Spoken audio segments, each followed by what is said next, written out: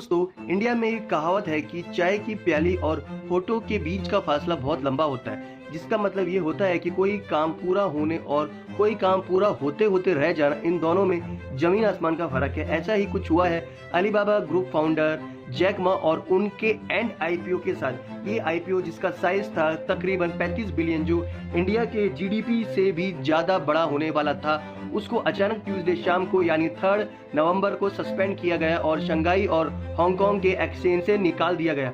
क्यों ऐसा हुआ, इसका पूरा एनालिसिस और सही रीजन मैं आपको बताऊंगा। पूरी डिटेल जानने के लिए राहुल कौशिक आरके को सब्सक्राइब कीजिए और मेरे साथ जुड़े रहिए। दोस्तों, एंड आईपीओ सस्पेंड क्यों हुआ? दोस्तों, चाइना के बारे में आप सब लोगों को ये पता है कि वो एक ऑथोराइजेशन स्टेट है, यानी वहाँ पे सरकार जो बोलेगी जनता को वो करना पड़ेगा।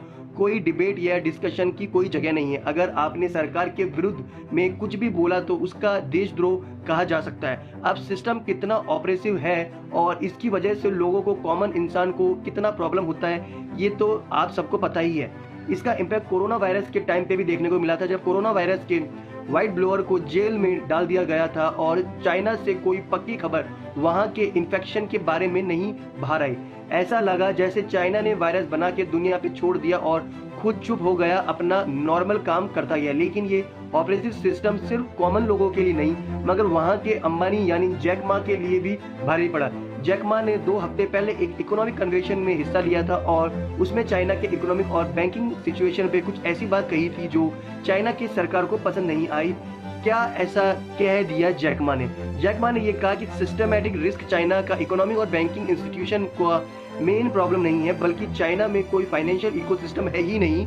उन्होंने चाइना के बैंक्स को पॉन शॉप यानी हमारे यहाँ पे जो कबाड़ की दुकान है उसके साथ कंपेयर किया। उनका कहना था कि बैंक्स बिलियन डॉलर का लोन ऐसे ही दे देते हैं बड़े कंपनीज के नाम देख के, और वो पैसा कभी वापस नहीं आएगा ये सोच के बैंक्स भी डरते हैं, लोन लेने वाला क्लाइंट नहीं। उनका कहना था कि चाइना के बैंक से छोटे इंडस्ट्रीज को लोन बिल्कुल भी नहीं मिलता, सिर्फ बड़े और वापस ना आने वाले लोन प्रोसेस किए जाते हैं।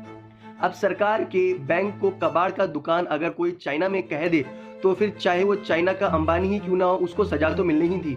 वही हुआ, चाइना के फाइनेंशियल रेगुलेटर ने जैक मा को अगले दिन बुलाया और उनको खरी खोटी सुनाई। उसके बाद जब एंड आईपीओ ने रिकॉर्ड तोड़ सब्सक्रिप्शन रजिस्टर किया, तब शंघाई और हांगकांग के एक्सचेंज ने ये डिसीजन लिया कि लिस्टिंग के लिए जो रूल्स एंड रेगुलेशन एक कंपनी को फॉलो करने चाहिए वो फिलहाल एंड ग्रुप के पास में नहीं है, और इसलिए उन्होंने एंड आईपीओ का लिस्टिंग बंद कर दिया।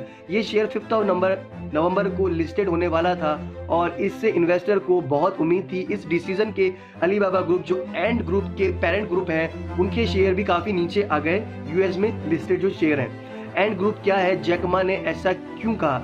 एंड ग्रुप अलीबाबा ग्रुप का एक सब्सिडायरी है, दुनिया का हाईएस्ट वैल्यू फिनटेक कंपनी है और ये एक यूनिकॉर्न कंपनी कही जा सकती है, यानी अपने डोमेन में जो कंपनी इनोवेशन को लीड करती है।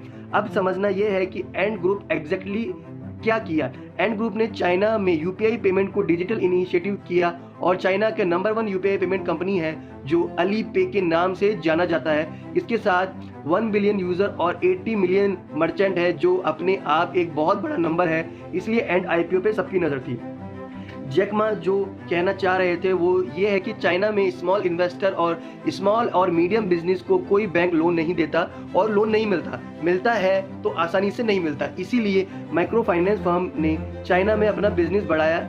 अली पे भी माइक्रो लीडिंग पे फोकस करती है और अब तक ये सिर्फ एक फैसिलिटेटर यानी मीडिएटर मैन के तरीके से काम करता था, जिसका मतलब है कि वो बैंक एंड बिजनेस को मिलने के काम करता है। इसके लिए उसको सिर्फ 2% के आसपास का प्रोविजन रखना पड़ता है, यानी कोई भी लोन अगर आप फैसिलिटी करते हैं तो एक अमाउंट ऑफ मनी आपको प्रोविजन रखना पड़ता है, ताकि अगर लोन रिकवर ना हो पाए तो वो अमाउंट से आप काम चला पाए। लेकिन अली पे अब तक इस रूल से बाहर था, क्योंकि वो सिर्फ एक इंटेक कंपनी ही था। जैक मा ने जब कह दिया कि चाइना के बैंक कबाड़ की दुकान है, फिर चाइना की सरकार को ये लगा कि जिस बैंक के साथ क्लाइंट को मिलाकर और जिस बैंक के पेमेंट को यूपीआई के जरिए प्रोसेस करके जैक मा ने अपना पूरा बिजनेस खड़ा किया है, उसी को गाली देना सही नहीं है। और इसलिए चाइना के banking regulator and economic regulator ने ये फैसला लिया कि अली पे जैसी फर्म्स को भी प्रोविजन के तौर पे बैंक्स के जैसे 30% कैश रखना पड़ेगा। अगर आईपीओ लिस्टेड हो जाता है तो फिर ये कोई प्रॉब्लम नहीं होती, क्योंकि आईपीओ ने रिकॉर्ड $34 बिलियन कमा लिए थे ऑलरेडी। यहीं पर सरकार खेल गई और जैक मा को झटका लगा जब एक्सचेंज ने ये कहा कि लिस्टिंग के लिए वो क्राइटेरिया यानी 30% प्रोविजन मनी फॉर और देयर लोन्स वो मीट नहीं हो रहा है। यही वजह है कि आईपीओ को सस्पेंड कर दिया गया। तो दोस्तों इससे क्या सीखा हमने? सीधी बात है कि जिस थाली में खाते हैं उस थाली में छेद करना सही नहीं होता। जैक मा का शायद टारगेट ये होगा कि एंड ग्रुप के आईपीओ से आने वाले पैसे से वो सीधा अपना फाइनेंशियल लीडिंग बिजनेस के तौर पे आगे बढ़ाना चाहते थे, या चाइना में प्राइवेट सेक्टर बैंकिंग में कुछ नया करना चाहते थे। ये आइडिया बिल्कुल ही बुरा नहीं है और ये शायद चाइना के स्मॉल एंड मीडियम बिजनेस के लिए बेस्ट सॉल्यूशन होता, मगर जैक मा ये भूल गए कि वहाँ की सरकार को भी डिसेंट को सही तरीके से नहीं लेती और इसलिए अभी ये पूरा प्रोसेस अटक गया। इस एंगल से देखिए तो इंडिया में हम लोग रोज सरकार को हजारों बुरी बातें करते हैं और बहुत क्रिटिसाइज भी करते हैं और ऐसा ही होना चाहिए डेमोक्रेसी में। आपके और मेरे डेली लाइफ में जो जो परेशानी है अगर वो सरकार तक ना पहुंचे तो फिर कैसे उनका सॉल्यूशन होगा। ये इंसिडेंट हमको डेमोक्रेटिक प्रोसीड्यूर का इंपॉर्टेंस सीखने को मदद करता है। फाइनेंशियल इंस्टीट्यूट का इंडिपेंडेंट कितना इंपॉर्टेंट है वो भी दिखाता है। मतलब सरकार के हाथ में अगर सारे इंस्टीट्यूशन का पावर है तो वो कभी भी उनको अपनी जनता के खिलाफ यूज कर सकती है। इसको ऑटोक्रेसी या फिर ऑथोराइजेशन बहुत जरूरी है, जैसा हमारा आरबीआई है या फिर यूएस फेडरल रिजर्व है। तो ऐसे ही कुछ इंसिडेंट हमको ये समझा देते हैं कि कैसे इंडियन डेमोक्रेसी में कुछ परेशानियों के बाद भी ये one of the best function system है पूरी दुनिया में। तो दोस्तों ऐसी खबरों के लिए राहुल कौशिक आरके को सब्सक्राइब कीजिए तुरंत।